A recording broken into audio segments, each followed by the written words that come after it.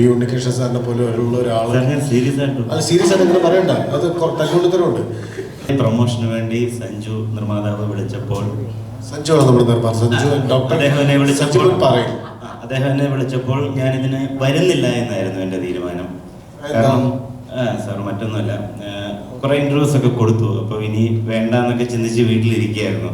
അപ്പം ഞാനിവിടെ അപ്പോൾ എൻ്റെ വൈഫ് രാവിലെ പറഞ്ഞു, പക്ഷേ നമ്മൾക്ക് പോകേണ്ടിയിരിക്കുന്നു, കാരണം പോകാത്തതിൻ്റെ പേരിൽ നിർമ്മാതാവ് 15 ലക്ഷം രൂപ പെനാൽറ്റി ഇട്ടാൽ നമ്മൾ എവിടെ നിന്ന് എടുത്തിട്ട് കൊടുക്കും? ആപ്പാടെ നമുക്കൊരു മാരുതി ആയിട്ടോ കാരോ ഉള്ളത് കിട്ടിയാൽ അത് കിട്ടത്തുമില്ല.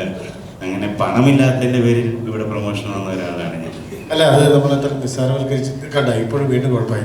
ഇത് എത്ര നിസ്സാരവൽച്ച് എന്റെ പൊട്ടണ്ണ നിസ്സാരവൽക്കരിച്ച് പറയേണ്ട കാര്യങ്ങളല്ല. അത് ബി ഉണ്ണികൃഷ്ണൻ സാറിനെ പോലെ ഉള്ള ഒരാൾ സീരിയസ് ആയിട്ട് അത് സീരിയസ് ആയിട്ട് ഇങ്ങനെ പറയണ്ട, അത് തല്ലുകൊണ്ടുത്തരമുണ്ട്.